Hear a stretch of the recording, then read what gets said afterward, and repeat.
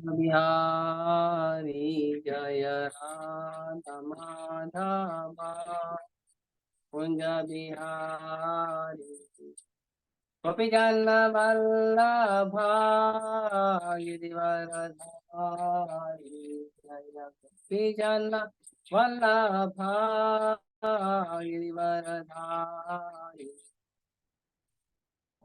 यशोदानंदन व्रज जन रंजन यशोदानंदन व्रज जन रंजन यमुना तेरा वनचारी यमुना तेरा वनचारी जय राधा माधव कुंज बिहारी जय राधा माधव कुंज बिहारी जय प्रभुपाद प्रभुपाद प्रभुपाद जय प्रभुपाद प्रभुपाद प्रभुपाद प्रभुपाद प्रभुपाद जय हरे नाम संकीर्तन की जय हरे कृष्ण महामंत्र की जय ओम नमो भगवते वासुदेवाय ओम नमो भगवते वासुदेवाय ओम नमो भगवते वासुदेवाय। ठीक है, शेयर करिए।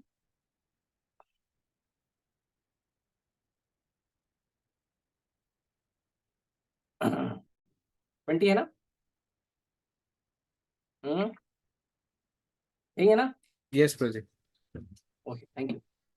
कृतवान् किल कर्माणि सह रामेण केशव अतिमर्त्यानि भगवान् गूढ़ कपटमानुषः कृतवान् किल कर्माणि सह रामेण केशव अतिमर्त्यानि भगवान् गूढ़ कपटमानुषः कृतवान् किल कर्माणि सह रामेण केशव अतिमर्त्यानि भगवान् गूढ़ः कपटमानुषः। कोई रिपीट करेगा? एक भक्त रिपीट कर सकते हैं।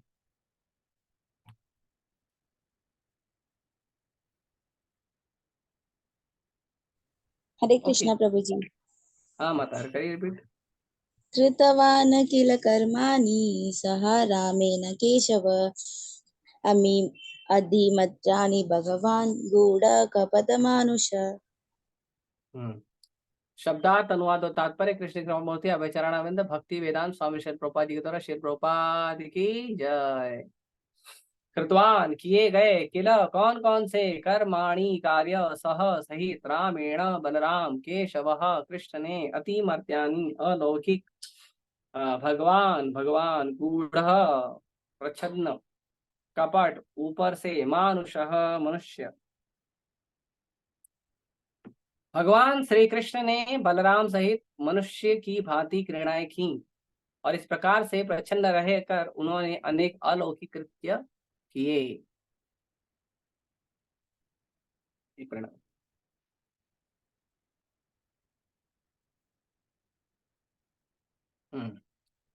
तात्पर्य, श्री कृष्ण या भगवान पर मानव विकास तथा पशु विकास के सिद्धांत लागू नहीं होते। आजकल विशेष रूप से भारत में इस सिद्धांतों का बोलावाला है कि तपस्या तथा आत्म संयम के बल पर मनुष्य ईश्वर बन जाता है। क्योंकि भगवान राम, भगवान कृष्ण तथा भगवान चैतन्य महाप्रभु को प्राणभूत शास्त्रों में बताए गए संकेतों के आधार पर ऋषियों तथा मुनियों ने भगवान के रूप में पहचाना।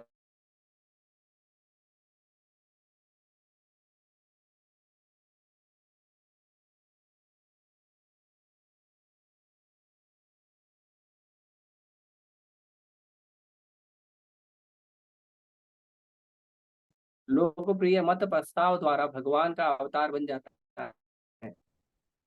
भगवान श्री कृष्ण इस प्रकार के अवतार न थे, वे अपने आविर्भाव काल से ही वास्तविक रूप से भगवान थे। वे अपने तथाकथित माता के समक्ष चतुर्भुज विष्णु रूप में प्रकट हुए थे और फिर अपनी माता के अनुरोध पर बालक के रूप में परिणित हो गए। वे तुरंत ही इस माता को छोड़कर गोकुल में अपने एक और भक्त के यहाँ चले गए, जहाँ उन्हें नंद महाराज तथा माता यशोदा ने अपने पुत्र के रूप में स्वीकार किया। इसी प्रकार श्री बलराम जो भगवान कृष्ण के पूरक हैं, श्री वसुदेव की अन्य पत्नी से उत्पन्न बालक समझे जाते हैं। भगवत गीता में भगवान कहते हैं कि उनका जन्म तथा उनके कर्म दिव्य हैं, और जो भाग्यशाली व्यक्ति उनके जन्म तथा कर्म की दिव्य प्रकृति को जान लेता है, वह तुरंत मुक्त होकर भगवत धाम को जा सकता है। इस प्रकार श्री कृष्ण के जन्म तथा कर्म की दिव्य प्रकृति का ज्ञान ही मुक्त होने के पर लिए पर्याप्त है। भागवत में भगवान श्री कृष्ण की दिव्य प्रकृति का वर्णन 9 स्कंदों में हुआ है, और 10वें स्कंद में उनकी विशिष्ट लीलाएं दी गई है। इस ग्रंथों को ज्यों ज्यों कोई पढ़ता है त्यों त्यों सब ज्ञात होता जाता है। क्योंकि यहाँ यह ध्यान देना आवश्यक है कि भगवान ने माता की गोद में से ही अपनी अलौकिकता प्रदर्शित की, और उनके सारे के सारे कार्यकलाप अति मानवीय है। यथा 7 वर्ष की आयु में गोवर्धन पर्वत को उठाना, और ये सारे कार्य उन्हें वास्तविक पूर्ण पुरुषोत्तम भगवान सिद्ध करते हैं।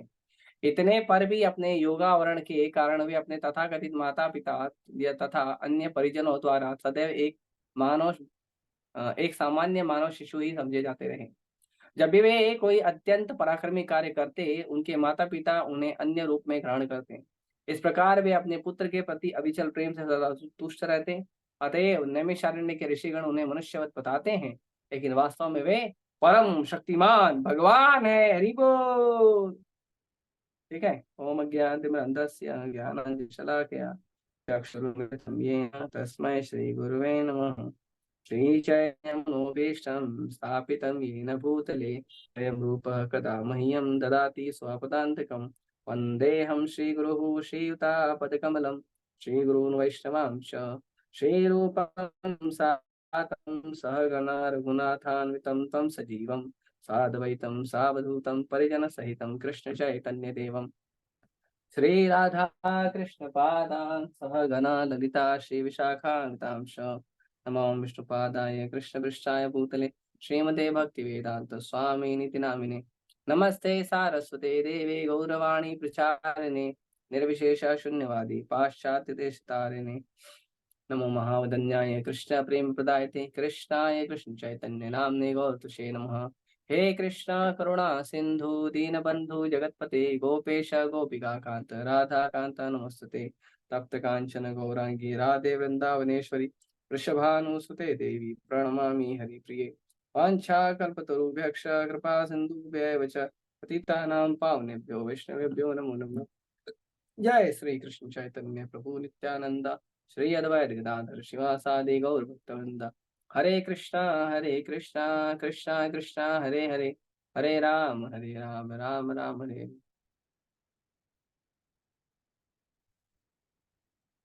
हरे कृष्णा। तो ये जो टॉपिक है आज का, ये मेरा फेवरेट टॉपिक है। मेरा फेवरेट टॉपिक है कि भगवान कौन है। तो बहुत विशेष है ये टॉपिक। ये बात समझना कि भगवान कौन है, भगवान कैसे हैं, भगवान क्या लीलाएं करते हैं, भगवान से कैसे संबंध बनाना चाहिए, भगवान की कैसे सेवा करनी चाहिए, भगवान को कैसे समझना चाहिए, भगवान को कैसे प्रेम करना चाहिए, ये बहुत ही महत्वपूर्ण विशेष भाव है। ये साधारण भाव नहीं। जो व्यक्ति के अंदर ये भाव प्रकट होता है, वो व्यक्ति, आपको सच बता रहा हूँ, संसार में जो जितने भी आकर्षण और चीजें हैं ना, फंसता नहीं उसमें, क्योंकि वो भगवान से ऐसे जुड़ जाता है।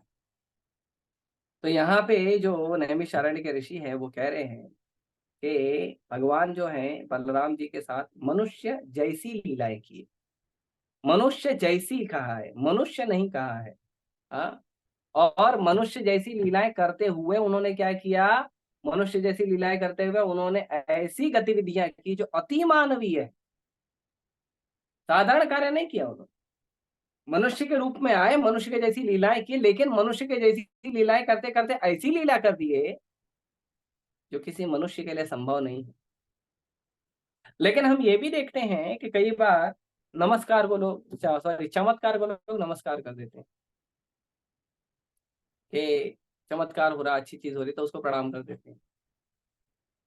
तो जो चमत्कार को नमस्कार करने वाले लोग हैं वो शास्त्र नहीं पढ़ते हैं। इसीलिए प्रभुपाद जी इसको शुरू करते ही बोलते हैं कि जो मनुष्य का समाज है और जो पशु का समाज है, उसकी जो प्रगति है वो भगवान पे लागू नहीं, भगवान पे कभी लागू नहीं। भगवान हमेशा भगवान रहते हैं और जीव हमेशा जीव रहता है। जीव अलग है, भगवान अलग है, और जीव और भगवान का संबंध अलग। जीव कभी भगवान नहीं बन सकता और भगवान कभी जीव नहीं बनते। ऐसे मायावादी लोग कहते हैं कि जब भगवान धरती पे आते हैं तो भगवान को भी माया के अंदर रह के कार्य करना पड़ता है। तो भगवान अगर माया के अंदर आ रहे हैं तो भगवान माया के बाहर थे ही क्यों? और भगवान अगर माया के बाहर थे और भगवान अब माया के अंदर आए, मतलब अपनी मर्जी से आए, और भगवान माया के अंदर आए अपनी मर्जी से, तो भगवान फिर माया के बंधन में कैसे हुए? ये बात नहीं समझ में आती है उन लोगों को जो लोग ठीक बुद्धि नहीं रखते हैं कि भगवान जो है वो साधारण नहीं, भगवान पूर्ण पुरुष है। भगवान के ऊपर ये मनुष्य समाज का, पशु समाज का, ये सब नियम लागू नहीं, क्योंकि भगवान जो है वो सबके स्वामी है। भगवद गीता में अर्जुन को भगवान कहते हैं अहम सर्वस्य प्रभु, मैं सबका प्रभु हूं। अभी ये जो शब्द है ये आपको पूरे वैदिक डिक्शनरी में केवल कृष्ण के अलावा और किसी पे लागू होता मिलेगा नहीं, केवल कृष्ण के अलावा। कृष्ण ही बोलते हैं अहम सर्वस्य प्रभु, मैं सबका प्रभु हूं, ये केवल कृष्ण बोलते हैं। और किसी न देवी ने न देवता ने, किसी ने नहीं बोला है कि मैं सबका प्रभु हूं। इतना ही नहीं, भगवान कहते हैं अहम सर्वस्य प्रभु के आगे भगवान कहते हैं मत्तः सर्वम प्रवर्तते। भगवान कहते हैं मैं सबका प्रभु हूं। एक बात तो आजकल जैसे होता है कि चुनाव करके लोग नेता बन जाते हैं, प्रधानमंत्री, मुख्यमंत्री, तो वो सबका प्रभु बन जाता है ना। मुख्यमंत्री है तो राज्य का नेता, राज्य का प्रभु बन गया। प्रधानमंत्री है तो देश का प्रभु बन गया। लेकिन उसके अंदर ये तो गुण नहीं है ना कि मत्तः सर्वम प्रवर्तते। वो देश का प्रधानमंत्री है लेकिन देश उससे नहीं निकला है, वो देश का एक व्यक्ति था, चुनाव करके उसको एक प्रभु बना दिया गया। लेकिन वो ऐसा प्रभु नहीं है कि जिससे देश प्रकट हुआ है, ये अलग बात है। तो भगवान ऐसे प्रभु हैं जिनसे, भगवान जिस चीज के प्रभु हैं, जिस सृष्टि के प्रभु हैं, वो सृष्टि भगवान से ही निकली है। हाँ। भगवान उसके बाद तीसरी बात बोलते हैं, देखो एक बात हो गई, भगवान बोले मैं सबका प्रभु हूं। दूसरी बात भगवान क्या क्या कहते हैं, सब कुछ मुझसे निकला। सब कुछ के अंदर आता है आध्यात्मिक और भौतिक दोनों। ऐसा नहीं कि भगवान है तो भगवान के भक्त का ही जो समाज है वो भगवान का नहीं। जो भगवान के भक्त नहीं है, असुर है, पिशाच है, राक्षस है, वो भी भगवान के ही क्या होते हैं, भगवान से ही प्रकट हुए हैं, भगवान के ही अंश हैं, उन्हीं से वो संसार में आए हैं। तो अहम सर्वस्य प्रभु एक बोले भगवान, दूसरा बोलते हैं मत्ता सर्वम प्रवर्तते, सब कुछ मुझसे ही निकला है। तीसरा भगवान कहते हैं इति मत्वा भजन्ते माम।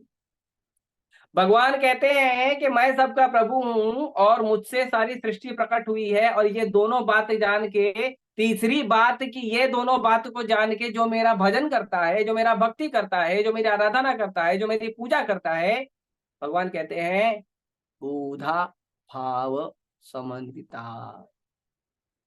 भगवान कहते हैं वो व्यक्ति बुद्धिमान है जो ऐसा करता है। तो अगर को आपको देखना है संसार में कितने लोग बुद्धिमान हैं, तो आपको क्या करना पड़ेगा, आपको ये तीन चीज चेक करना पड़ेगा।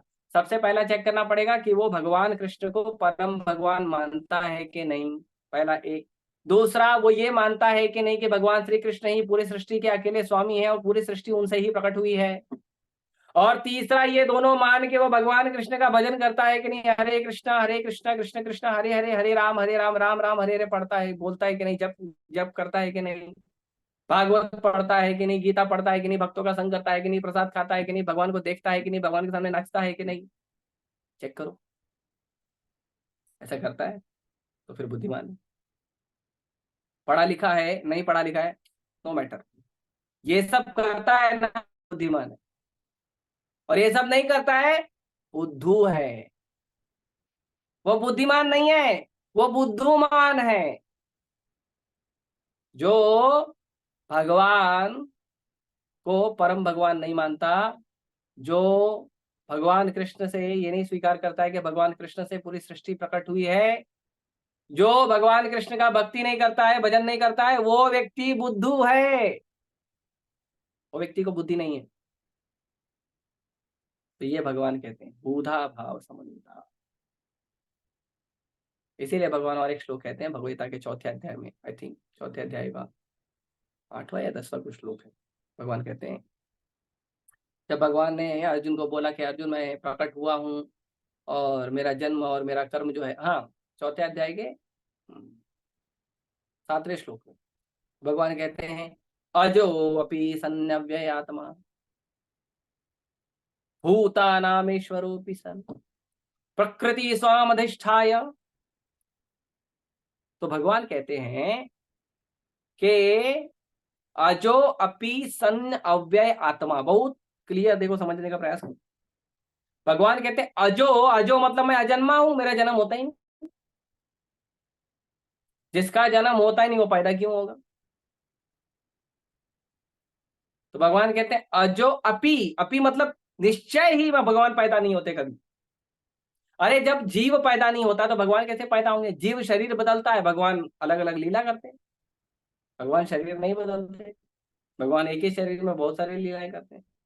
तो अजो अपि सन्न अव्यय आत्मा, हाँ तो क्या कहते हैं अजो अपि, अजो अपि मतलब भगवान अजन्मा है।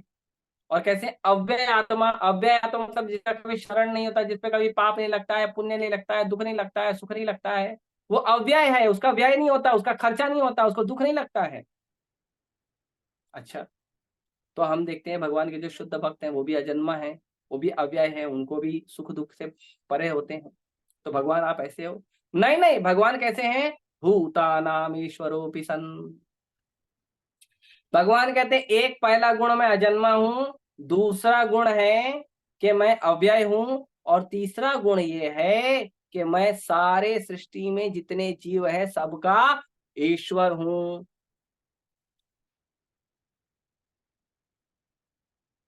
भगवान कहते हैं प्रकृति स्वामधिष्ठाय संभवामि आत्म माया।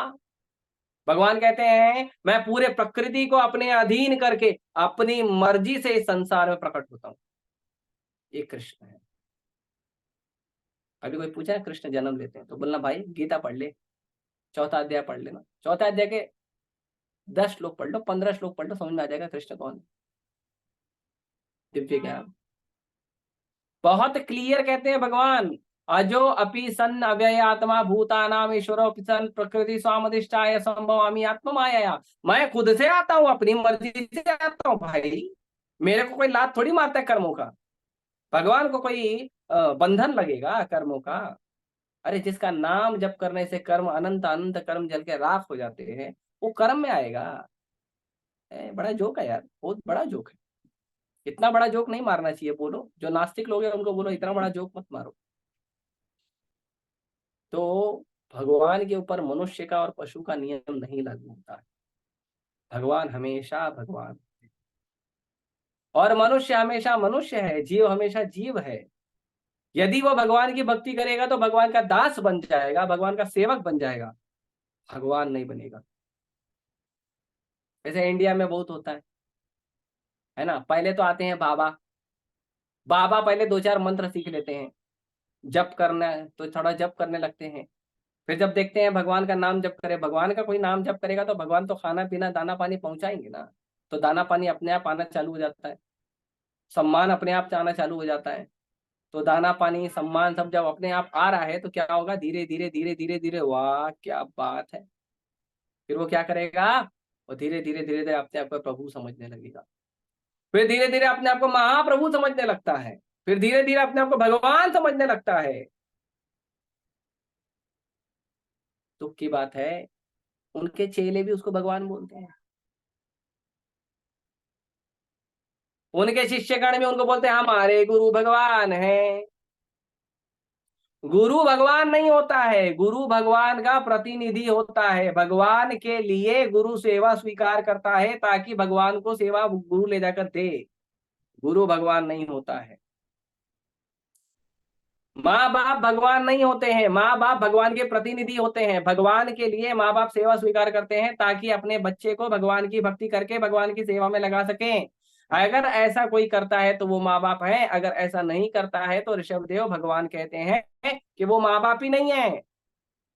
माँ बाप होने का, मित्र होने का, पति होने का, पत्नी होने का जो सबसे विशेष गुण है वो ये है कि जो व्यक्ति तुम्हारे आश्रय में है, चाहे पुत्र बनकर, चाहे पति बनकर, चाहे पत्नी बनकर, चाहे माँ बाप बनकर, चाहे मित्र बनकर, जो व्यक्ति तुम्हारे आश्रय में है उस व्यक्ति को भगवत धाम ले जाने की गारंटी लेने वाले व्यक्ति को कहते हैं जिम्मेदार आदमी। जिम्मेदार माँ, जिम्मेदार बाप, जिम्मेदार भाई, जिम्मेदार बहन, जिम्मेदार पति, जिम्मेदार पत्नी, जिम्मेदार बच्चा, उसको कहते हैं। लेकिन जो व्यक्ति भगवत धाम ले जाने के लिए अपने आश्रित व्यक्ति का लिए जिम्मेदारी नहीं लेता है, वो व्यक्ति को उस पद का अधिकार नहीं देना चाहिए। तो चाहे गुरु हो, चाहे माँ हो, चाहे बाप हो, चाहे अच्छा दोस्त हो, चाहे कोई साधु हो, चाहे कोई संत हो, चाहे कोई आचार्य हो, वो भगवान का प्रतिनिधि है, उससे बढ़कर कुछ नहीं है। भगवान का पोजीशन भगवान का हमेशा रहता है, भगवान का पोजीशन कभी नीचे नहीं आता। भगवान धरती पे भी आ जाते हैं तो भी भगवान ही रहते हैं। अभी वो नरेंद्र मोदी देखो पानी के अंदर घूम के आ गए, और पानी के अंदर नरेंद्र मोदी घूमने गए तो वो गोताखोर नहीं बन गए। नरेंद्र मोदी अगर प्रधानमंत्री के पद पर रहते हुए गोताखोर की तरह वो जाके द्वारका के समुद्र में द्वारका को जाके प्रणाम कर रहे हैं, द्वारका का आशीर्वाद ले रहे हैं, पूजन अर्चना कर रहे हैं, तो भी वो उस समय प्रधानमंत्री ही हैं। वो गोताखोर नहीं बन गए, समुद्र में गोता लगाने वाला कोई आदमी बन गया नहीं, तो भी वो प्रधानमंत्री ही है। तो भगवान जब धरती पे आते हैं तो भी वो भगवान ही रहते हैं। और किसी भी ऐसे चीप गुरु को भगवान नहीं मानना चाहिए। और जो व्यक्ति बोलता है ना कि मैं भगवान हूं, जो गुरु बोलता है ना, उसको पहले निकाल के वहीं पे ठीक करो, वहीं ठीक करो। उसको बोलो बेटा तू पहले गोवर्धन उठा ले। आपको एक छोटा सा हम उदाहरण दिखाते हैं। तो एक बार एक व्यक्ति आया हमारे इस्कॉन मंदिर में, प्रभुपाद जी से मिला, बात किया। तो प्रभुपाद जी जो है बातचीत कर रहे थे, तो वो प्रभुपाद जी को बोल रहा था मैं भगवान हूँ।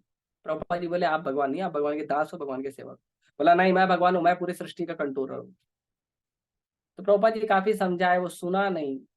बहुत समझाए, नहीं सुना। अब साधु है ना, प्रेम से समझाना पड़ता है, क्या करें। साधु को तो क्रोध कर नहीं सकते, मान ही नहीं रहा था। तो बात करते करते उसको आ गई एक नंबर। बोला मेरे को जानना है। प्रभुपाद जी बोले जाने नहीं दूंगा। बोला अरे आप कैसे साधु हो, मेरे को लघु शंका लगी है, जाने दो। तो प्रभुपाद जी बोले अरे तुम पूरी सृष्टि कंट्रोल करते हो, अपना लघु शंका कंट्रोल नहीं कर सकते, यहीं बैठे रहो, जाने का नहीं। प्रभुपाद जी अपने सारे शिष्य को बोले इसको जाने देना नहीं। कुछ समय के बाद बढ़िया उसको जब पूरा फुल प्रेशर आ गया तो रोने धोने लगा, भैया मैं भगवान नहीं हूँ, मेरे को जाने दो, जाने दो। और फिर प्रभुपाद जी बोले ठीक है अभी जाने दो, अभी बोल रहा है मैं भगवान नहीं हूँ। ये परिस्थिति है। अरे जो व्यक्ति अपना मल मूत्र नहीं संभाल सकता है, दुनिया क्या संभालेगा। बोलते हैं बड़े हम घर के मालिक हैं।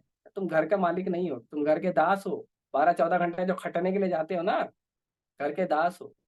वो खट कर आते हो तब जाके तुमको घर में सम्मान मिलता है। और बिना खटे घर में पूछ के रोटी तोड़ोगे ना तो आपको तोड़ा जाएगा अलग से। ये समझना चाहिए। हम भगवान नहीं, हम भगवान के दास हैं, भगवान के सेवक हैं। एक जगन्नाथपुरी में एक ये था, क्या कहते हैं, जादूगर आया था भक्ति विनोद ठाकुर जी के समय। भक्ति विनोद ठाकुर डिस्ट्रिक्ट मजिस्ट्रेट थे, तो जज भी थे वो। और भक्ति विनोद ठाकुर भगवान के महान भक्त थे। और सारे ब्रिटिश समय थे वो डिस्ट्रिक्ट मजिस्ट्रेट, तो सारे ब्रिटिशर्स जो है उनका सम्मान बहुत करते थे। तो कभी भी कोई धार्मिक बात होती थी, कार्य होता था, ऐसा कुछ होता था, तो भक्ति विनोद ठाकुर जी को बुलाया जाता।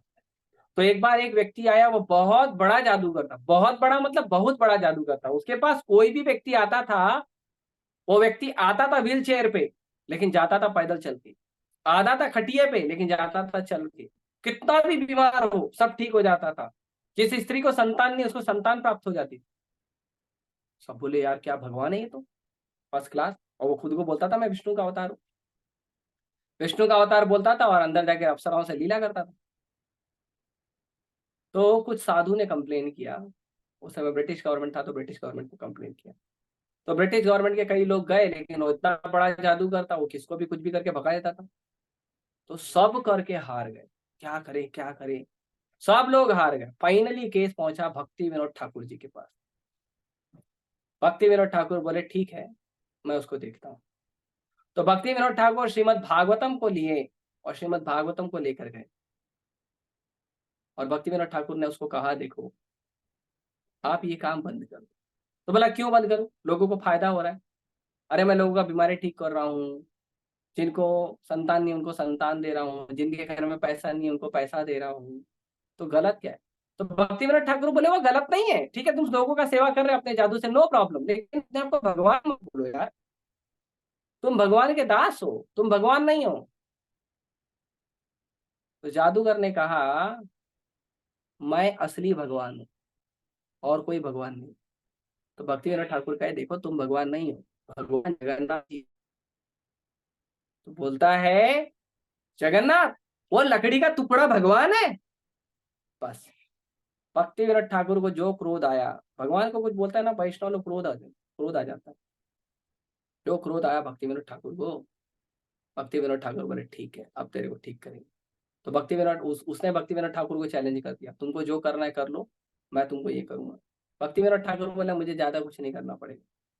क्या किए, भक्ति विनोद ठाकुर गए और उसी के जो निवास स्थान था उसी के पास भक्ति विनोद ठाकुर एक पेड़ के नीचे बैठे और दिन रात श्रीमद् भागवत महापुराण पढ़ना शुरू कर दिया, भगवान से प्रार्थना करना शुरू कर दिया। भगवान के भक्त ऐसे होते हैं, अपने शक्ति का प्रदर्शन हर जगह दिखाते नहीं है, भगवान का आश्रय तुरंत लेते हैं।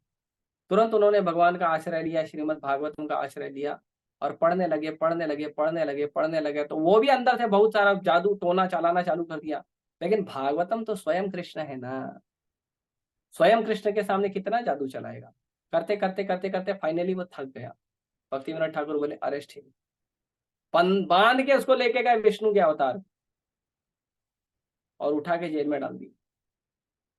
जैसे ही उसको जेल में डाले, वो इतना बड़ा मायावी था, पूरे जगन्नाथपुरी में पूरे उड़ीसा में हैजा फैल गया। भक्ति विनोद ठाकुर का आधा बॉडी पैरालाइज्ड हो गया, भक्ति विनोद ठाकुर की पत्नी बच्चे जो है सब बीमार हो गए। तो सारे लोग आ गए भक्ति विनोद ठाकुर के पास, बोले देखो आपका भी शरीर छूट जाएगा, ऐसा मत करो, वो भगवान है उसको छोड़ दो। भक्ति विनोद ठाकुर ने कहा मैं मरूंगा चलेगा लेकिन उसको नहीं छोड़ूंगा, उसकी जो भगवत्ता है ना उसका पूरा मैं निचोड़ कर रखूंगा। भक्ति विनोद ठाकुर ने पहले पूरा उसको अच्छे से जेल वेल में रखा।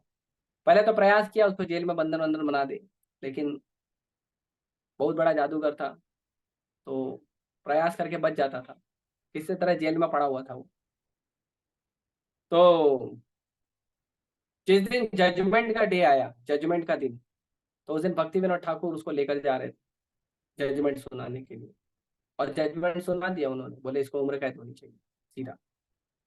तो जब वो कर रहे थे तो उनका जो है हाफ बॉडी पैरालाइज था, वो बहुत ठीक से रह नहीं पा रहे थे। लेकिन फिर भक्ति विनोद ठाकुर ने जो है किसी तरह से उनको जजमेंट दिया और उनको बोले अब इसको लेके चलो, पकड़ के जेल में डाल दो वापस। तो जब उसको लेके जा रहे थे तो वो वापस बोल रहा था देखो अभी इतना उत्पात हुआ है ना, तुमको समझ में नहीं आ रहा। पब्लिक को बोल रहा था देखो इस आदमी की वजह से ना पूरा गांव भस्म हो जाएगा, मैं विष्णु का अवतार हूँ, तुम लोग मेरे को समझ नहीं रहे हो, मान नहीं रहे हो, स्वीकार नहीं कर रहे हो, तुम लोग सब खत्म हो जाओगे। भक्ति विनोद ठाकुर एक नाई को बुला, इधर आओ। नाई को बोले इसका बाल काटो। अब नाई खुद डर गया, बोला रे यार तुम्हारी हालत ये है, मेरी हालत क्या होगी, मेरे बीवी बच्चे मैं नहीं करने वाला। तो भक्ति विनोद ठाकुर ने खुद कैंची लिया अपने हाथ में और कैंची लिया, पुलिस को बोला पकड़ो इसको टाइट। पकड़ा टाइट, पीछे से बाल लिया, काट दिया। जैसे ही बाल काटा उसका वही पानी की तरफ पिघल के धराशायी हो गया। फिर बोले अब ले जाओ इसको। उसका पूरा शक्ति उसके बाल में था। काला जादू वगैरह करते हैं उनका शक्ति बाल में होता है। तमोगुणी होता है ना, बाल और नाखून तमोगुणी होता है। तो जो तमोगुणी के कार्य करते हैं ये सब चीजों में अपनी शक्तियां छुपा कर रखते हैं। फिर उसको जेल में लेके गए, पूरा गांव वापस ठीक हो गया, भक्ति विनोद ठाकुर स्वस्थ हो गए। और और क्या हुआ, और वो व्यक्ति, वो जादूगर पूरा उसको टकला वगला करके बढ़िया उसको जेल के अंदर रखे। कुछ दिनों के बाद दुखी होके अपने आप में घुट के जेल में ही मर गया। ये जादूगर है, भगवान बोलते हैं अपने आप। अरे तुमको थोड़ा सा जादू करने आ गया। प्रभुपाद जी के टाइम पे एक जादूगर था, बहुत बड़ा फेमस आदमी था। वो लोगों को विभूति देता था, हाथ से ऐसे विभूति निकाल के देता था, बोला था जाओ ठीक हो जाओ। वो सोना निकालता था, लोगों के हाथ से सोना निकालता था जादू करके, मुंह से सोना निकालता था जादू करके। बाद में उसी के शिष्य लोग ने उसका पूरा, क्या बोलते हैं, ढोंग का पूरा उन्होंने वीडियो वीडियो बनाया, और फिर उनका ढोंग का वीडियो बना के उन्होंने बताया कि ये जो है ये ढोंग करता है। इसके शिष्य लोग जो है इसको लाकर विभूति और सोना चांदी देते हैं, और ये ड्रामा करता है कि जो सोना चांदी है वो मैंने अपने शरीर से प्रकट किया है, जादू से प्रकट किया। प्रभुपाद जी उसको भी जाके बोले थे। प्रभुपाद जी ने उसको कहा कि तुम ये ना अपना झूठ रहे ना वो बोलना बंद कर। तो बोला नहीं नहीं, मैं अपने आप को भगवान नहीं मानता। तो प्रभुपाद जी बोले तुम्हारे शिष्य तो मानते हैं ना, तुम अपने शिष्य को बोल दो कि तुमको भगवान मानना बंद कर दो, तुम्हारे को भगवान के नाम का बनना प्रचार करना बंद कर। बोले वो मैं नहीं करूँ। तो प्रभुपाद जी बोला तुम एक नंबर के धूर्त आदमी, यू आर रास्कल नंबर 1। मर गया, पता नहीं कहाँ पड़ा है, कौन से लोक में पड़ा है। भगवान के प्रति अपराध किया तो नरक में ही होगा, बढ़िया प्राय हो रहा होगा, पता नहीं क्या हो रहा होगा। तो भगवान कोई बन नहीं सकता है। एक और बताता हूँ प्रभुपाद जी के बारे में। प्रभुपाद जी एक बार प्रयाग गए थे। तो प्रयाग में प्रभुपाद जी गए, और प्रभुपाद जी प्रयाग गए थे तो प्रभुपाद जी के साथ उनके सारे अमेरिकन रशियन डिवोटीज थे। तो प्रभुपाद जी के जो अमेरिकन रशियन डिवोटी तो एकदम गोरे गोरे, ये लंबे लंबे, और उसके ऊपर भगवा कपड़ा, उसके ऊपर तिलक, उसके ऊपर हाथ में डंडा। ऐसा लग रहा था भाई ये लोग स्वर्ग से आए हैं क्या, ये स्वर्ग के कहां से साधु आ गए, ये स्वर्ग में विचरण करने वाले कोई मुनि है क्या, ये धरती पे आ गए हैं। इतने सुंदर दिखते हैं, व्हाइट एलिफेंट।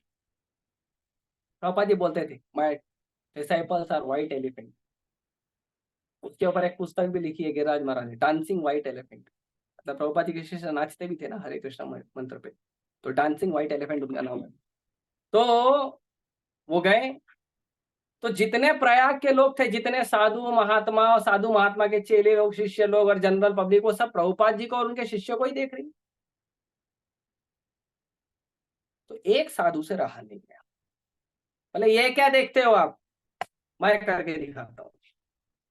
क्या करो, बोला देखो क्या करो। वो क्या किया, वो चलना शुरू कर दिया गंगा के पानी के ऊपर, और एक छोर से गंगा के पानी पे चलकर, पानी के ऊपर चल के एक छोर से दूसरे छोर पे जाके पहुंच गया। उसके शिष्य लोग ताली बजाने लगे, वाह वाह वाह वाह वाह वाह, हमारे गुरु महान है, हमारे गुरु महान। प्रभुपाद जी के शिष्य लोग का दिमाग खराब हो रहा है कि कभी देखा ही नहीं पानी के ऊपर कोई कैसे चल सकता।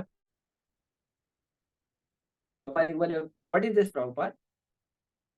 प्रभुपाद जी कुछ बोले नहीं। प्रभुपाद जी बोले just sit in the boat. पापा वो बोट के अंदर बैठ गया।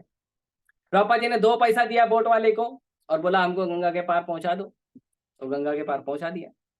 फिर प्रभुपाद जी ने कहा देखो, इतना दुर्लभ मनुष्य जीवन है जिससे हमको कृष्ण प्राप्त हो सकते हैं, कृष्ण प्रेम प्राप्त हो सकता है, कृष्ण भक्ति प्राप्त हो सकता है। उस दुर्लभ मनुष्य जीवन को इसने 2 पैसे के जादू प्राप्त करने के लिए बर्बाद कर दिया।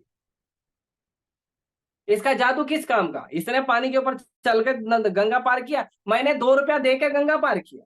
दोनों एक ही बरोबर है ना, काम तो यही हुआ ना, काम तो यही हो ना, गंगा को एक छोर से दूसरे छोर पे पार करना। तो 2 पैसे के लिए अपना पूरा 50 साल का जीवन बर्बाद कर दिया इसने। तो सिद्धि होना, जादू होना, उससे कोई भगवान नहीं होता।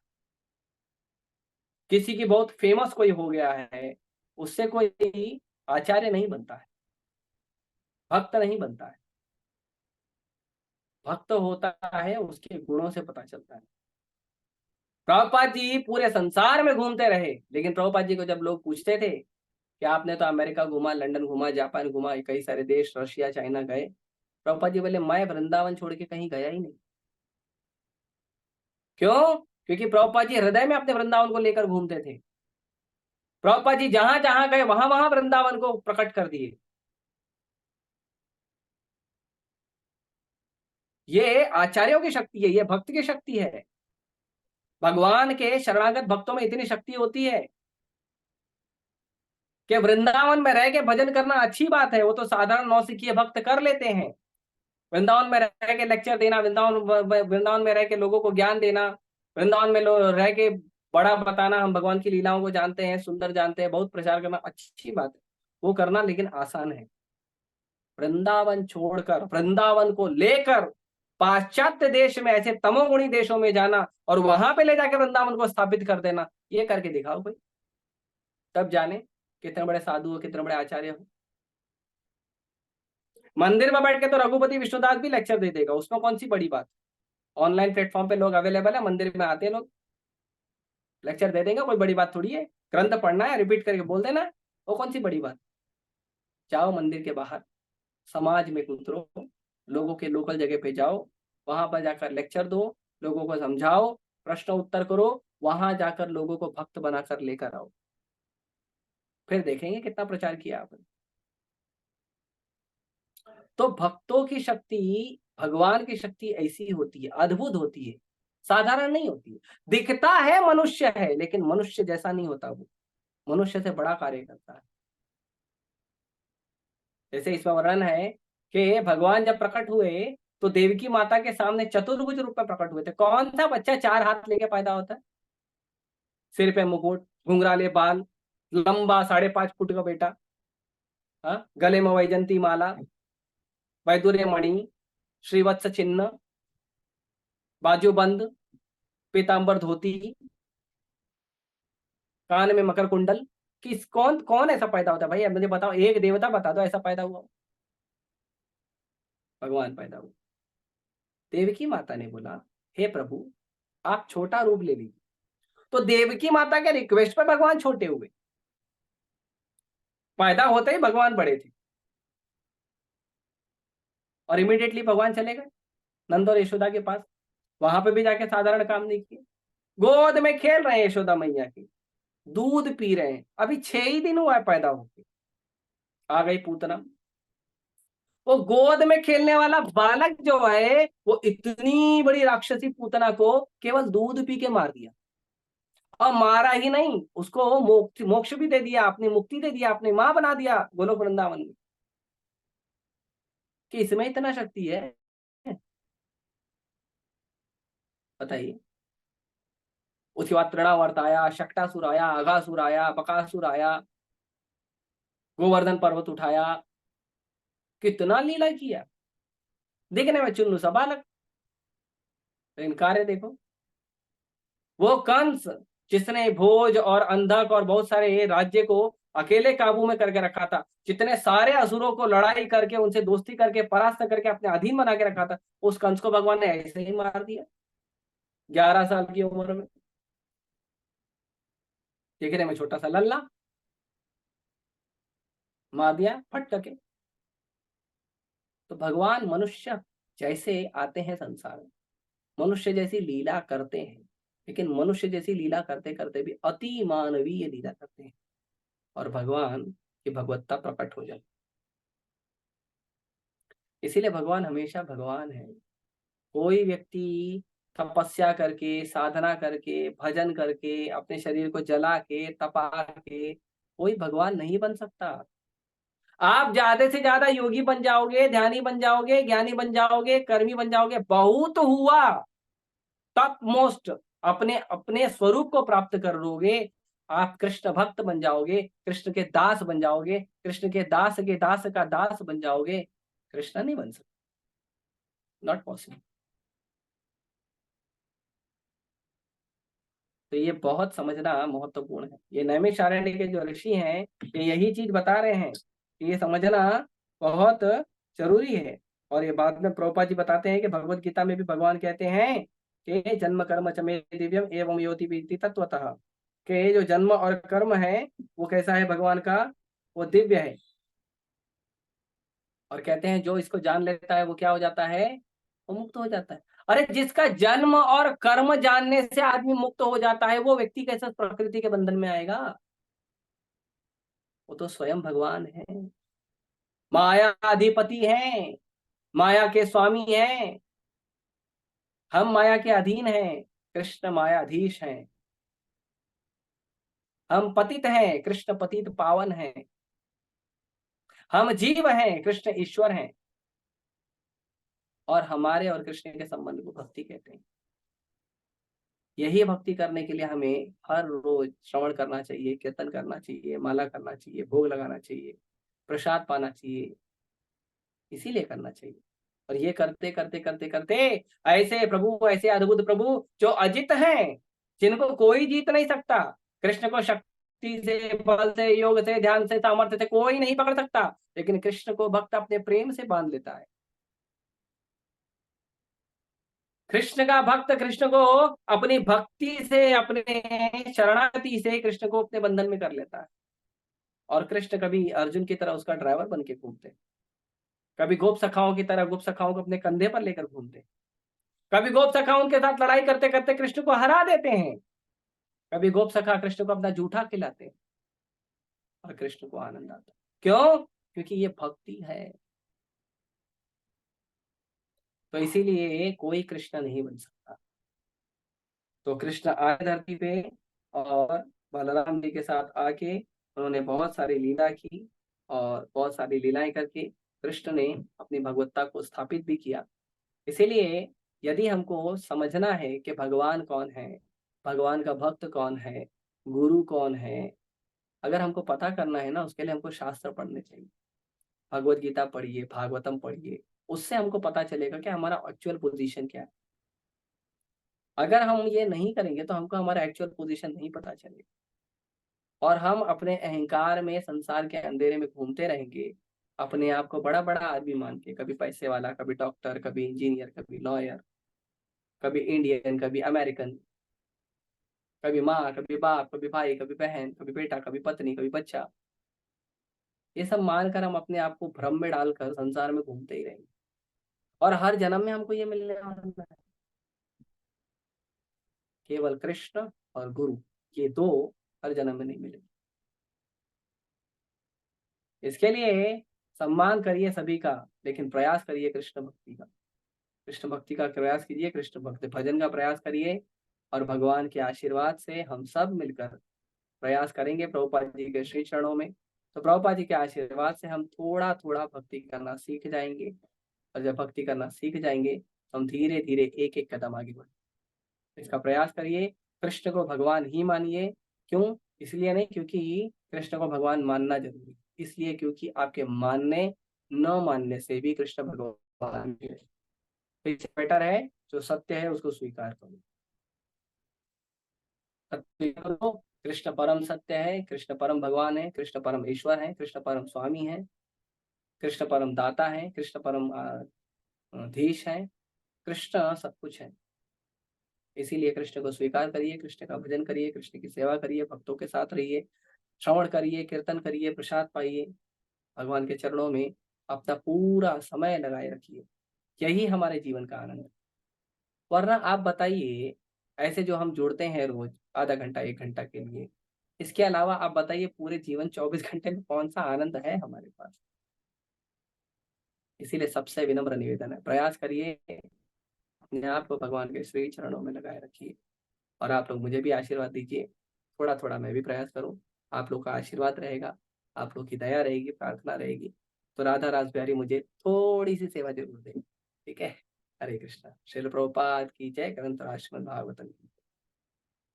किसी भक्त का कोई करेक्शन है या प्रश्न है या मुझे कोई सुधार देना चाहता है तो स्वीकार है।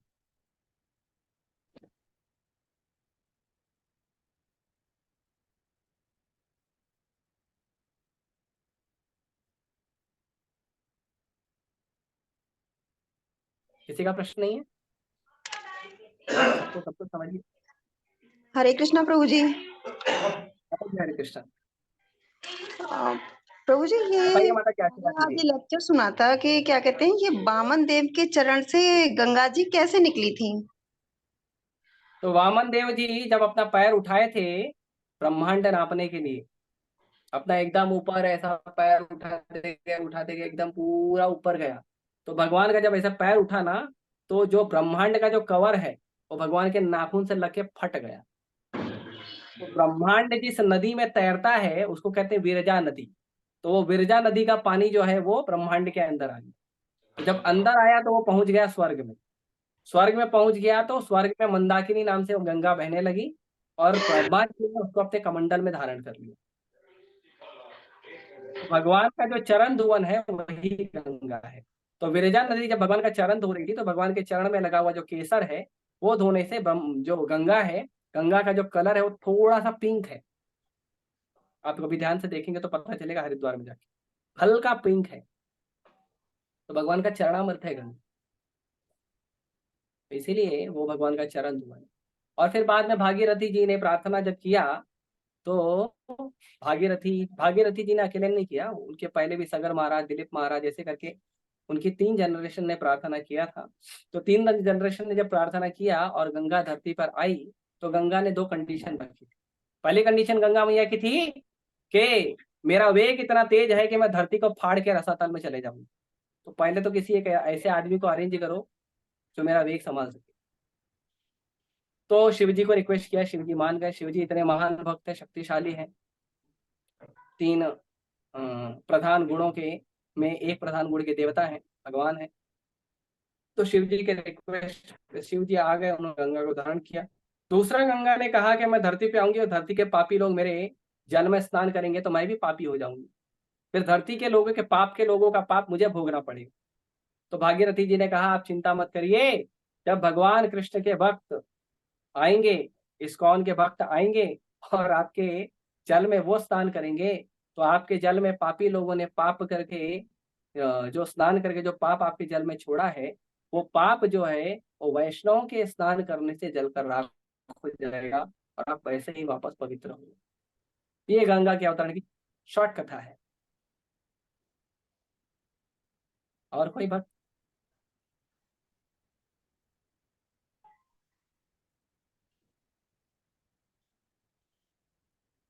ठीक है, मेरे ख्याल से और भक्तों का प्रश्न नहीं है। आप सभी का बहुत बहुत धन्यवाद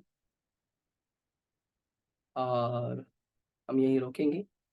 बहुत बहुत धन्यवाद सभी का। हरे कृष्णा कृष्ण कृष्ण हरे हरे, हरे राम राम राम। श्री प्रभुपाद की जय।